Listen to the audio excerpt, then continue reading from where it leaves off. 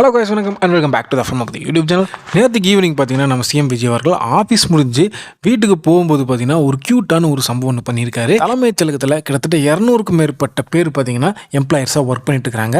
அதில் நம்ம சிஎம் விஜய் அவரோட வைபுக்கு ஏற்ற மாதிரி ரொம்ப ஜாலியாக க்ளோஸாக பழகக்கூடிய ஆட்கள் நிறைய பேர் இருக்காங்களாம். அதில் ஒருத்தருக்கு லாஸ்ட் வீக் கல்யாண நாள் வந்திருக்குது. இந்த கல்யாண நாள் வந்ததுனால அவரோட ஒய்ஃப் பார்த்தீங்கன்னா இவருக்கு பைக் ஒன்று வாங்கி கொடுத்துருக்காங்க, ஸ்போர்ட்ஸ் பைக்.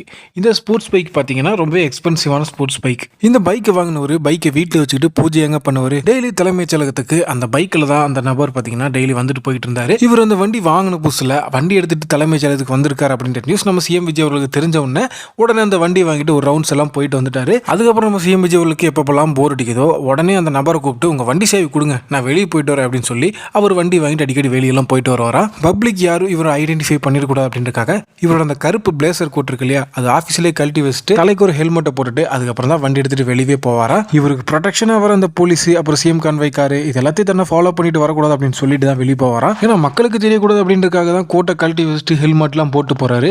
இப்போ இந்த கான்வாய் வேன்லாம் வந்துச்சுன்னா கன்ஃபார்மே பண்ணிடுவாங்க, என்னப்பா மண்டை மேல இருக்க கொண்டைய மாதிரி அப்படின்ற மாதிரி. யாருக்கு தெரியக்கூடாதுன்னு ஹெல்மெட்லாம் போட்டு போறீங்க, சரி இந்த சிஎம் கான்வாய் மறந்துட்டீங்களே அப்படின்ற மாதிரி ஒரு கேள்வி வரும் இல்லையா. ஸோ அதனால இவங்களை ஃபாலோ பண்ணி வரக்கூடாது அப்படின்னு சொல்லிட்டு அடிக்கடி தான் ஆஃபீஸில் வேலை செய்கிற அந்த ஒர்க்கரோட வண்டி எடுத்துட்டு நம்ம சிஎம் விஜய் அவர்கள் அடிக்கடி வெளியே போவாராம்.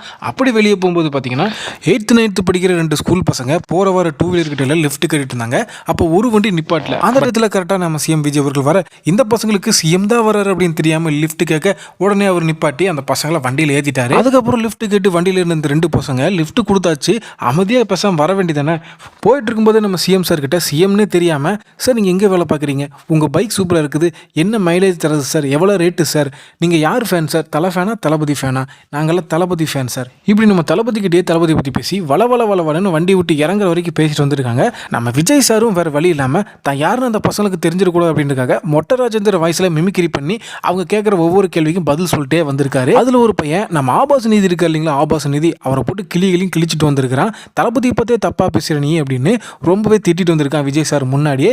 விஜய் சார் உடனே மொட்டை ராஜேந்திர வாய்ஸில், தம்பி ஆஃபீஸில் பஸ்ஸாக மறந்து வச்சிட்டேன் தம்பி, இப்போ எடுத்து வந்துடுறேன் தம்பி அப்படின்னு அந்த பசங்களை அங்கேயே இறக்கி விட்டு யூட்டன் போட்டு ஆஃபீஸுக்கே திரும்பி போயிட்டாரான்.